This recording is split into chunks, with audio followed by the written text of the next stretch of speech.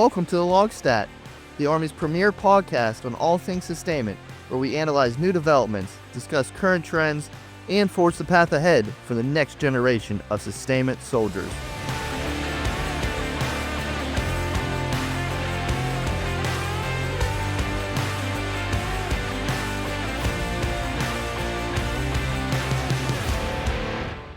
Hello everyone, welcome to another episode of the LOGSTAT. I'm your host, Captain Garett Pyle.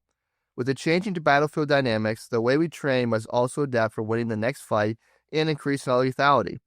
Technology has enabled us to train in more complex scenarios, with commanders able to accomplish mission command training objectives all while in a simulated environment. Today, we're going to discuss the organization that provides sustainment simulation support at the point of need, which is the Sustainment, Exercise, and Simulation Directorate, SESD. If you've ever done a command post exercise or a warfighter exercise, then you've probably interacted with this organization.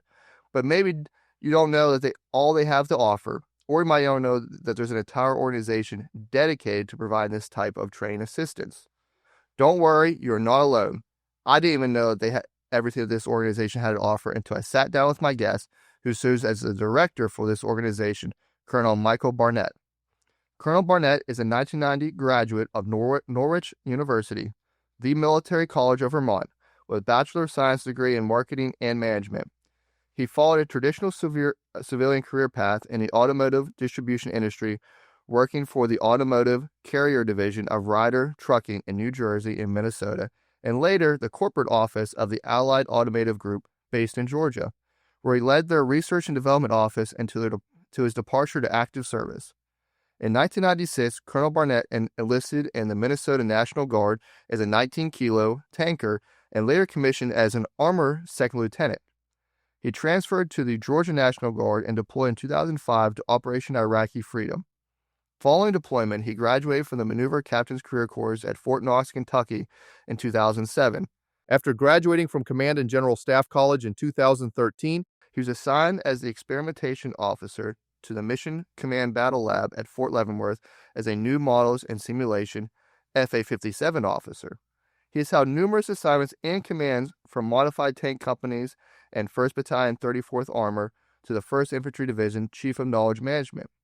He's a very diverse career, including being selected for Senior Service College, where he earned a Master's of Strategic Studies from the U.S. Army War College at Carlisle Barracks, and holds a Master's of Business Administration from Webster University.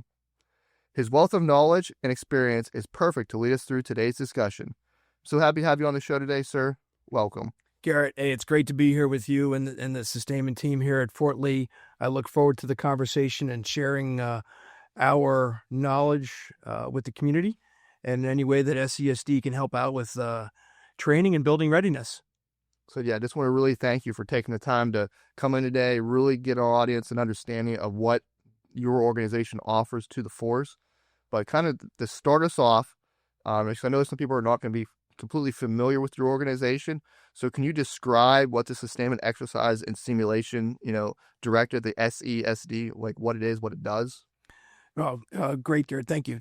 So to start off, SESD is the sustainment training arm of the National Simulation Center under the Combined Arms Center for Training, also known as CACT, which is why we are an organization forward deployed from Leavenworth. And when people see us, we have a much different patch than the rest of the organization. We are the only organization in the Army that provides the sustainment simulation capability that trains sustainment units from brigade through theater army, and including elements of the Joint Force. We've been doing this roughly since 1994, when this organization first came about as a department in what is now known as CASCOM. Because of the sustainment role, we stayed here at Fort Lee, and when the newly created National Simulation Center stood up at Fort Leavenworth, the decision was made to keep the sustainment sim here at Fort Lee. The sustainment tools that we started out with, the first one was called the Combat Service Support Training Simulation System, or CSS-TSS. Some of your listeners who have been around for a few days may be very familiar with that. The next system that came about was called BCS-3, which was Battle Command Sustainment Support System. And then we have what the current evolution of training uses called the JLICTIC, or the Joint Land Component Constructive Training Capability. Our office is also now deeply involved in the development of next generation constructive, which is going to help forces from the training community and ultimately the exercise community work off of a common platform to help with training and build readiness across the force. So hope that answers that part of that first question.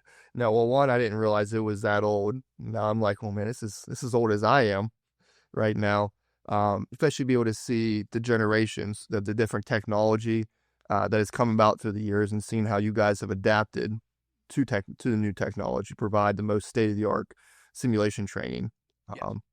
Especially be able to, and it's interesting to see that, and it's good to see that we have something specifically for sustainment.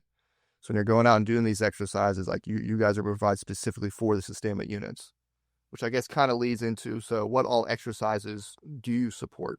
So we are charged specifically to support every command post exercise number 3, which every division and corps and some brigades will conduct. CPX3 is one of their last home station training events before they go into a warfighter or some other large collective training event. There are some events in Europe, Austere Challenge. There's events in the Pacific Theater. Pacific Century is one, and other events like that we support.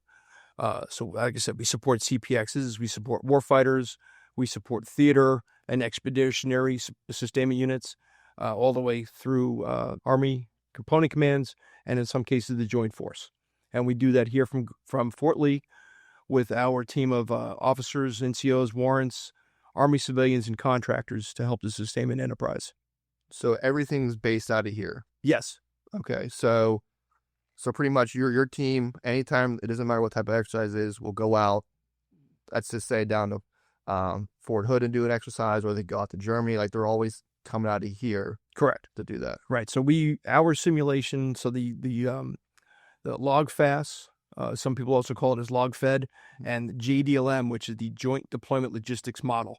So those models will be combined into a larger model, which some folks will know as WARSIM.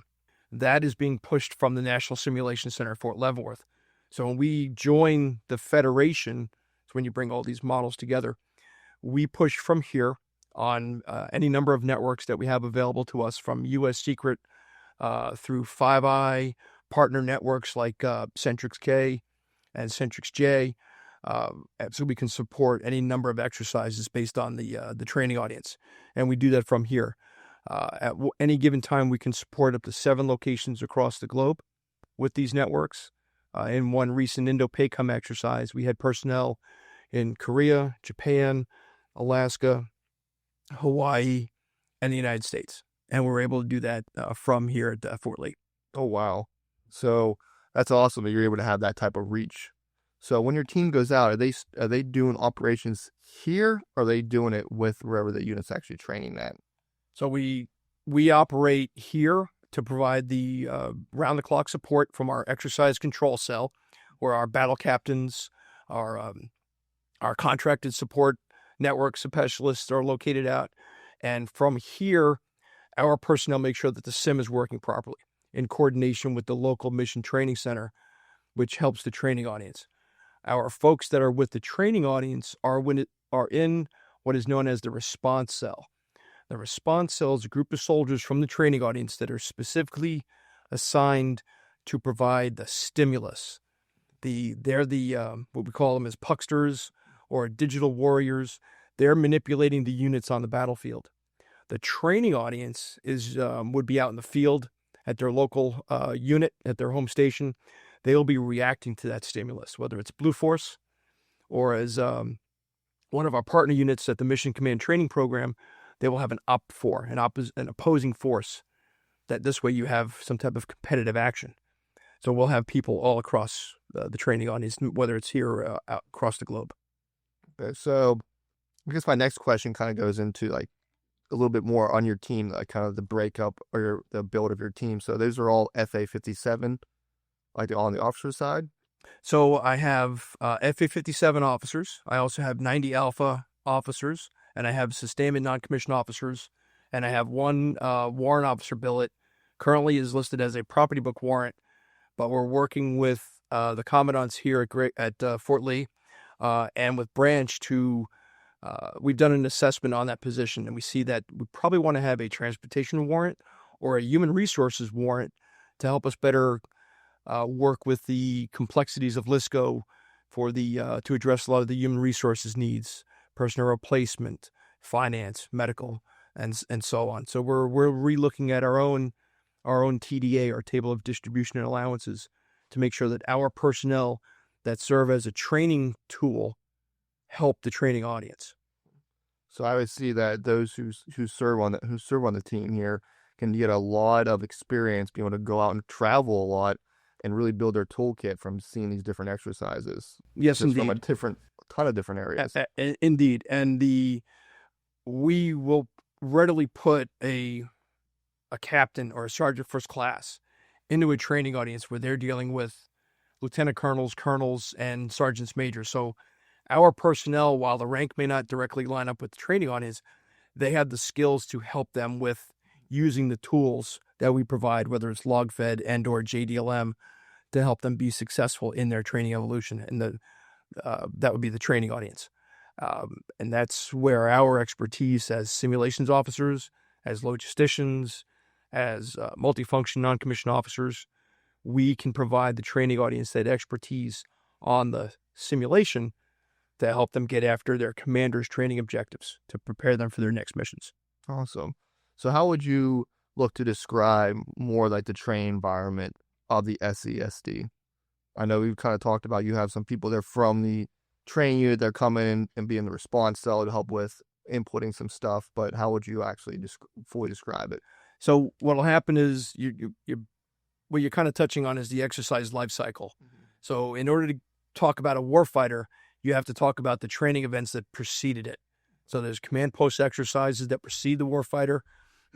There's also planning engagements where our personnel will attend these planning meetings that are part of the exercise life cycle, and that's where we'll interact with the training audience to find out what they want to train on, whether it's setting up a support area, CASEVAC, whatever the training objectives are from the training audience, we're there to help out. And we work with not only our folks here at Fort Lee, but if we have a medical training objective, we'll reach out to our partners out at San Antonio. If we've got human resources, we'll get on the phone to folks at Fort Jackson and make sure that those folks are part of the planning. So your team is part of it from the very, very beginning. Yes. Getting it. So, and in some cases, we're planning multiple exercises. It could be the initial planning conference that we're at 1 week. The next week, we could be at a mid-planning conference. A week later, we could be at a final planning conference for 3 to 4 different training events. So there's a lot of the nuances between the different units we're training with that we may have to make sure that we're addressing their needs and try to avoid blending a particular training event, and make sure that we are discreet about those things. Because we what you don't want to do is bring one set of training objectives to another training audience that they weren't prepared to work on that. So we're very cautious about that. But the teams are really good about making sure that when they are going to, whether it's an active duty unit that's preparing for a warfighter or a state National Guard unit that's preparing for a Homeland Defense mission, they are very attuned to those training needs. Okay, so that's things. So you work with active reserve and National Guard? Yes, we work with the Total Army. Total Army? Yes. So, and then when you're doing some of these planning conferences, so essence, you could start planning with individuals and they're never even going to be part of the exercise because of the planning cycle? Is there like a long period between when your team starts working and the execution phase? Absolutely right. Currently, planning to execute a warfighter, division or corps warfighter, takes about a year. And within that period of that year, there's PCS cycles, there's retirements. So it all is affected by how we do our job to help out the training audience. On the positive side, we have overlap within our teams. We make sure that there's always some person, whether it's uniform or civilian, that can continue the mission if someone leaves. Wow, that's awesome. Like, just think about how your team is playing so far in advance, while at the same time executing training right now. So I can imagine you guys were always running. Absolutely. Feels like.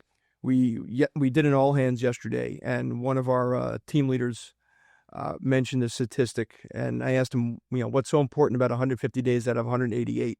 What it meant was 150 days out of the past 188, we were engaged in an exercise, whether it was the conduct of the exercise, planning for the exercise, doing a setup for the exercise. We had people that were actively engaged on the sim, actively engaged in the database to ensure that the units that were being replicated. So if you look at, say, 1st Infantry Division has 2 Armored Brigade combat teams and all their other enablers. Well, all those pieces and parts, the tanks, the Bradleys, the helicopters, the trucks, personnel, all that had to line up in the sim. Otherwise, the commander of the 1st Infantry Division wouldn't get the same training value as if we had, say, a brigade from 82nd, which doesn't have tanks. So it's very important that we not only make sure that the database that goes into the sim is accurate and correct, but it helps the training audience get after their mission. So, and you focus on, of course, the sustainment side of the house. Do you ever do any interactions with the maneuver side and coordination? Indirectly, we will. Indirectly, but we talk with other centers, other simulations officers at other posts that are involved in the training. That's at the planning conferences. That's where the other entities who provide the sim will also gather with the training audience. Okay. You'll have, for a division or a corps warfighter, you could have joint representatives from the Air Force, the Navy, the Marine Corps, Coast Guard, Space Force, depending upon the training objectives. Some exercises like an austere challenge or a Yamasakura, we're going to have our allied partners also in the training room, in the training environment rather, and working on the simulation. So we're very fortunate that we had the ability to support more than just U.S. That's awesome. Yeah. So that kind of gets me to my next point is like going through some of your materials and trying to learn more about what you do. Coming across your concept of building readiness, not replacing reality. Can you tell us more about that? So by using simulations, which is pretty much short of live war, simulation allows training audiences to get in additional training repetitions, reps and sets. A lot of people, you'll hear people say that. So our focus is making sure that, one, we're informed by doctrine. So one of the graphics I brought in here, which folks can look at online, we are heavily informed by the tenets that are coming out of the 4.0 series of our doctrine, from ADP 4.0 and FM 4.0 to the ATP 4 series, whether it's 493 and so on. We heavily rely on those manuals to inform what we do in a training environment. Awesome. So when you're building this readiness and you're building these exercises, how do you guys come up like the scenario? Like, do you build your own scenarios, or how does that come about? So the scenario is going to be based off of what the training audience wants and where they're going to deploy to. So we contribute in that regard. The places where we can go with an excursion in training would be with what we do with some of our structured training analysis tools like wargaming, where we have created a tabletop war game that replicates a geographic region, not anything specific, but it takes into account land operations, littoral operations, and then a theater level campaign to get after training. The Mission Command training program, along with the training audience, will work on the scenario, and then we follow suit to help with the sustainment training. Yeah, I remember that being set up during Sustainment Week. You had that game set up. So that's part of like another asset that you guys can provide the train audience? Is this like a board game like that? Absolutely. So our current training game that we have is called Sinews of War. It's a theater sustainment operations game. In fact, we just recently demonstrated it and conducted a wargaming with the TRADOC G2 out at Fort Eustis. Mr. Ian Sullivan and his team got together with us, and for about 4 or 5 hours, we conducted a theater-level sustainment game where the forces, red forces against blue forces, in the case of the game, the forces of Murata were going up against the forces of Natoa in the fictional country of Celtia. And each had to do some type of sustainment event based off of some type of maneuver event. But the game is all about sustainment. The players have to plan out their tip fid, their time phase deployment of forces. They have to array their sustainment forces so that they're not delinked. And then you have combatant units that are subject to attack and then defeat. Because if a unit does come off the board, it could take over 7 turns of the game to get them back into the fight. There's no opportunity where you can just we don't allow magic moves in this training environment. In some cases, a magic move in a sim is important because the training audience needs to get that training conducted. In our game, where the premise is helping participants get better at how to think and less of what to think. So I'm a board game lover. Very much enjoy it, especially strategy, board games, all that kind of stuff. Is the office the only one that has that, or can I go get this game somewhere? So right now, our office is the only one that has it. My deputy, Mr. Joe Cretion, has developed this game on his own time. He's a hobby gamer, and he looked at other games and has taken the tenets of sustainment doctrine, as I mentioned before, and used that to inform the game play.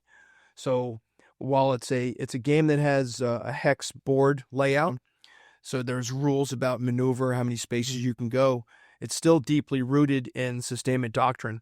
And it's something that we are evolving into a support piece. So if your office wanted to come over and do a leader development program session, maybe at lunch, bring your folks over. We'd love to have you. We're deeply involved right now. The warrant officer course has come over and asked us to help them with using Sinews of War as a board game to help their instructors get better at their craft. They're also looking at the next evolution of that is how can they get students into our office at SESD to play Sinews of War. We've also reached out to Track Lee, the analysis folks that are here at Fort Lee.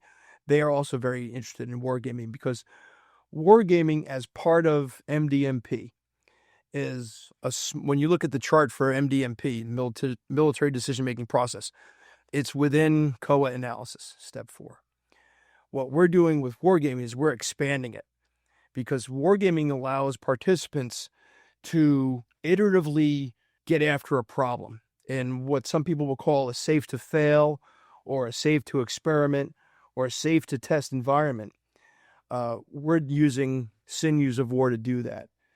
In the development of the game, Mr. Cretion looked at a lot of historical examples, both deep history, so like the Prussians back in the 1800s, all the way through contemporary examples. So you can look at recent events going on in Central Europe, in the Ukraine. You could look at things at the Nagorno-Karabakh War. But wargaming has its history. You can go back anywhere from the Prussian army to ancient Chinese civilizations that use wargaming to help train commanders. One of the most notable games is called Kriegspiel, which is what the Prussian army used to train their commanders. And again, it helps participants get better at thinking of how to do things and not what to do things. I think this has huge opportunity, and I think this would be awesome just to see us expand. Having been an instructor at the career course, it'd be great to have the captains come in here as part of the train, be able to play that game and just really, I mean, you could send it out to division levels and have them be able to start just to utilize that to, fine tune their craft, especially before they go out and start doing CPX or the warfighter exercise. But I think you guys really have something there, especially because me, I love board games. I love strategy games. I think this would be an awesome thing that you guys could really expand upon. And we are. In fact, Mr. Cretion's been in contact with some game developers and game designers to find out how we can get this published. There's also an entity over at Fort Eustis, ATSC, which is also part of CAC, where they have the ability to do multimedia production. So we're in conversation with Colonel John Lopes and his team over at ATSC. So we're going to see about what we can do to essentially create additional copies of the game, because right now we have one. So we're very open to having folks come over to SESD at the Simulation Training Center, which is adjacent to Army Sustainment University and Buckner Hall. And we will happily look at how we can get your folks over, whether it's instructors from the career course. We've had some instructors from the basic officer course come over and take a look at it. The warrant officer courses are very excited about this. And they're looking at it from the perspective of not just the instructors, because we offer it as the instructors as just an excursion from being on the platform to how could this work its way into the curriculum to train students. Again, there's our concept for this is to help expand the thinking. And we're very open to having that conversation with any of the leadership to see how we can take this game that we're using right now and incorporate it into training at any echelon, at any level. Other DoD entities like the Navy and the Marine Corps, they are using gaming to train their enlisted, their lower enlisted, and their junior officers. Right now, in some instances in the Army, leaders don't see wargaming until maybe the War College or its senior levels. Being able to provide gaming at any echelon is what we want to be able to provide. Generationally, I grew up as not a gamer, but I have grown to see and appreciate the value of tabletop gaming. Some folks will immediately say, well, are you just doing Dungeons and Dragons? Say, well, that's one way to look at it. And if that helps the context, that helps the conversation for other folks to understand, great. We'll also say it could also be compared to playing Risk or Stratego. Another example of wargaming could be, in the interwar period between World War I and World War II, the Department of Defense, the War Department, had these plans, the Rainbow Plans. And one of those most famous plans was called Plan Orange, which was the Battle of the Pacific. The Navy fought Plan Orange so many iterations that anecdotally, naval officers and naval personnel that played Plan Orange understood the entire battle for the Pacific Theater and have remarked, this is just like what I did at Newport in their training facility. And at Newport, they actually have a floor, has black and white tiles, and they use that to replicate the Pacific Theater with the water and the land. So it can get pretty involved. Our game right now is based to help train corps, divisions and corps, but with a little bit of maybe make a different modification to the game, we could get this down to company battalions. Well, that's an amazing feat there, just be able to, of course, be able to adapt the game to different levels.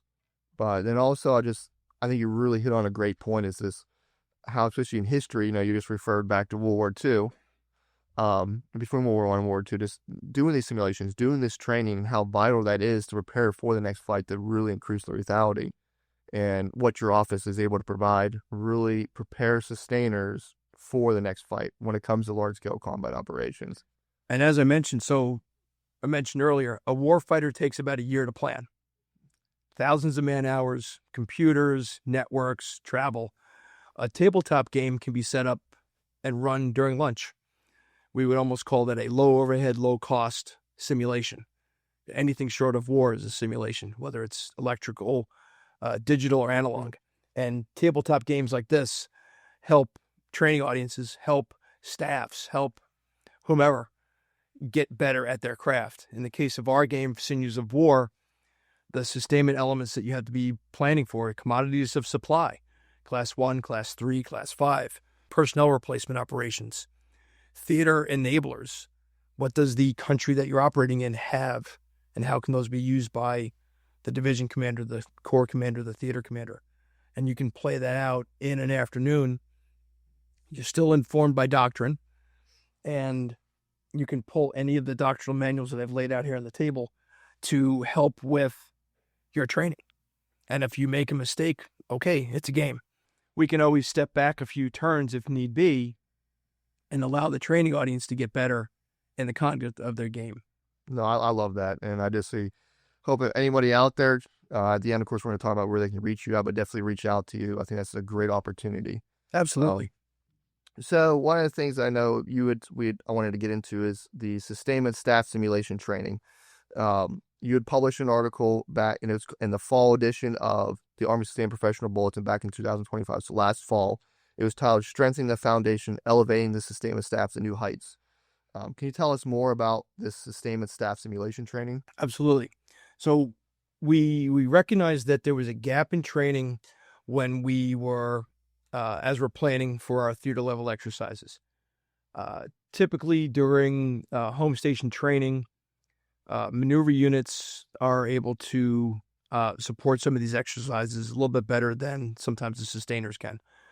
So we were approached by now Brigadier General Vivek Treshapal when he was working here at CASCOM, and he asked for our help.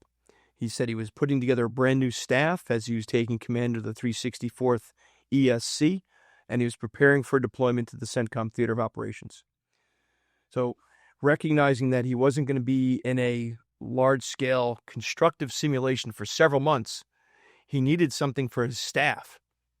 Brand new chief of staff, brand new 3, brand new 4, brand new SPO, to be able to do something together. As reserve component officers, they knew each other individually, one-on-one, but they never had an opportunity to work together as a group. And General Treshapal really wanted to have some type of a collective training event to build the bond for his team. So what we did was through we developed some training vignettes to help his staff actually just go through staff processes. One of the big concerns that General Treshapal had in the beginning was the battle rhythm, a collection of engagements that the staff does to keep things informed, to collect information requirements, keep the boss informed so he or she can make decisions in a timely and accurate manner. Well, General Treshapal said to me, well, I'm just going to fall in on what the other unit has, and we're just going to run with that. My initial response was, well, what if it's broken and you need to fix it? What are you going to do? And he actually paused and started to reflect on that. So the first thing we did with General Treshapal and his staff was we actually ran them through what goes into an effective battle rhythm, understanding what the information requirements are, what you should do to collect on those, how you transfer just an information requirement into a commander's critical information requirement, or in the other elements within CCIRs you can find in several doctrinal publications. Once they understood that part of it, it helped him free up the staff to be able to do their planning. And from the battle rhythm conversation, we then went into a vignette of, given a set of circumstances, here's the problem to the staff, start working it out. So we had General Treshapal and his 364th ESC staff in our building at the Simulation Training Center here at Fort Lee, and they literally took over one of our conference rooms. They used all of our dry erase boards to map out what they needed to do. They all came in with some biases, which is good. You have to start from something. And then they were able to coalesce as a team. The chief of staff was able to help the staff see the bigger picture, and each one of the staff members was able to articulate how their part of the process fit into the overall conduct of the command. We facilitated the training, but we didn't run it. It was General Treshapal's staff, so we just enabled him to help get after those training objectives.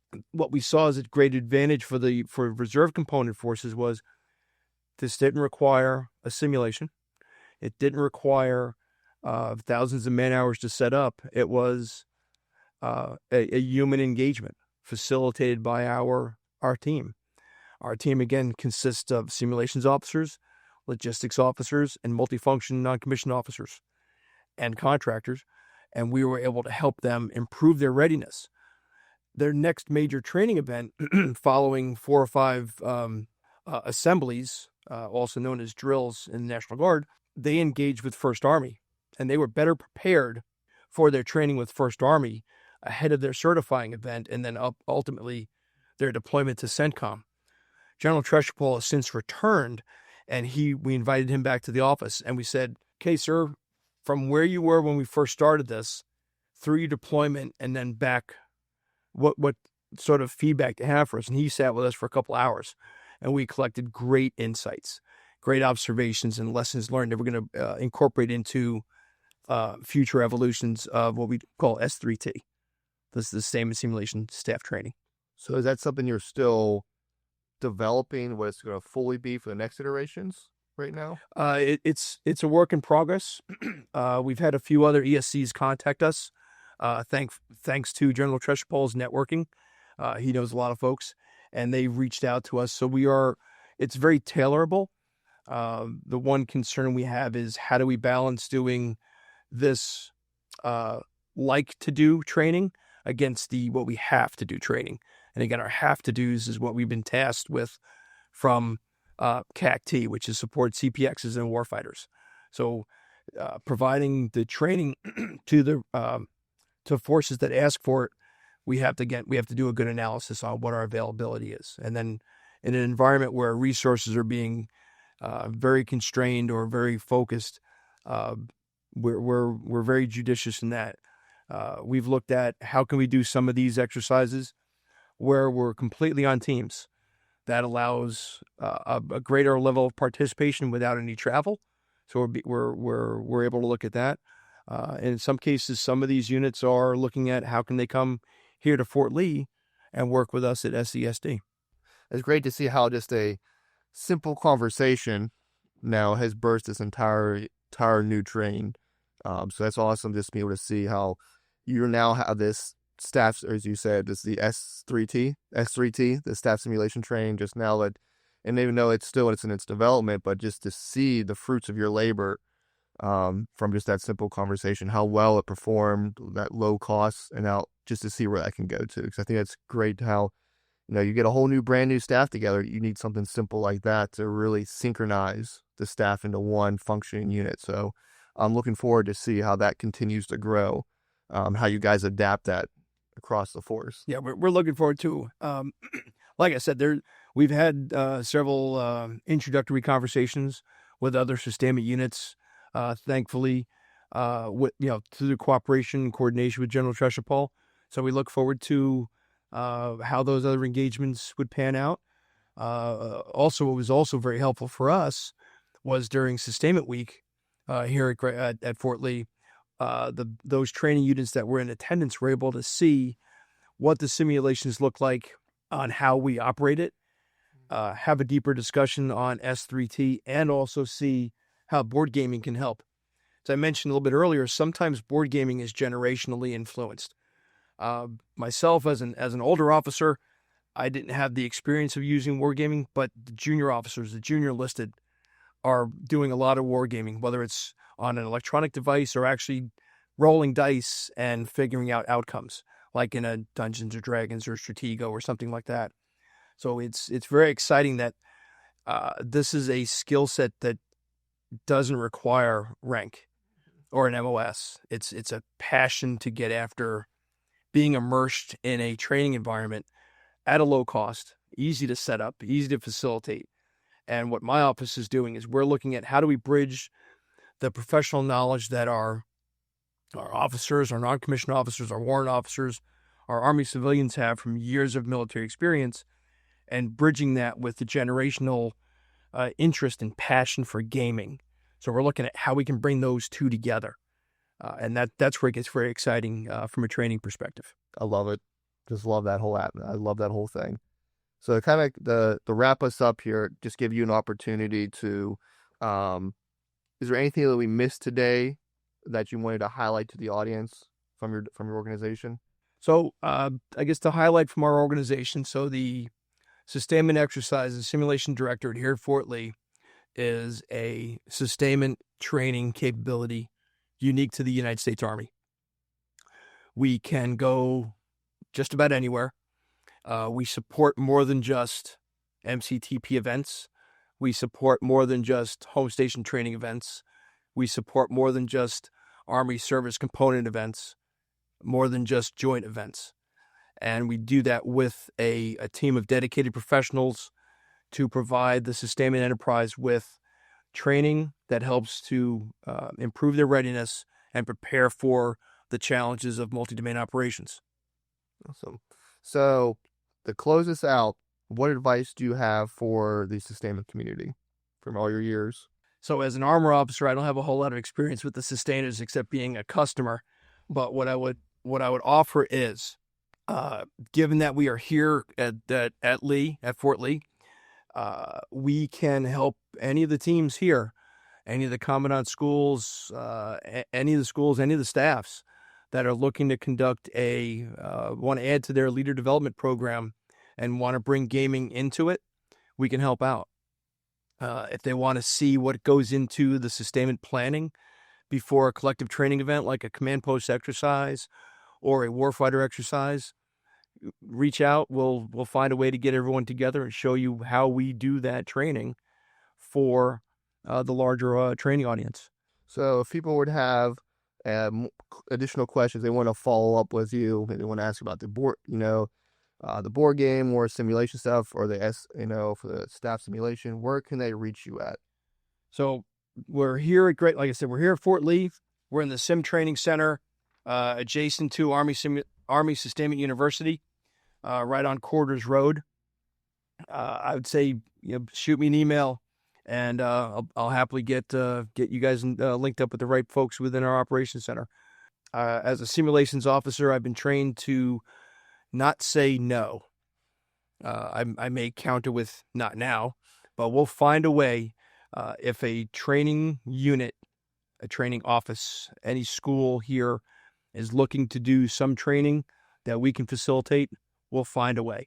Well, I want to thank you, sir, for coming in today, providing all your wisdom, your knowledge here, just providing an opportunity to sit down to better understand your organization and what it provides to the force. Really getting a chance to dive into the board game. Excited, definitely to try that out myself, and provide just our listeners just this insight so they can take it back to the formations and how they can apply this, reach out to organizations, and be able to partner with and work with you so that they can increase their lethality and prepare themselves for whatever the future may hold. But once again, just wanted to thank you, sir. It's been a privilege, Garrett. Thank you so much for having me. As I continue the work for SESD as part of the Combined Arms now Command for training, we look forward to any opportunity to help any training audience improve their readiness through any training means that we have at our disposal. Thanks again for having me. Of course, sir. We're very glad to have you. And to everyone out there, make sure you reach out, get in touch with this team over here at Fort Lee, and just find ways to integrate them into your training. Once again, thank you, sir, for coming in today. But that is all we have, folks. Enjoy the rest of the summer season. And as always, Sustainment leaders start here. See you next time.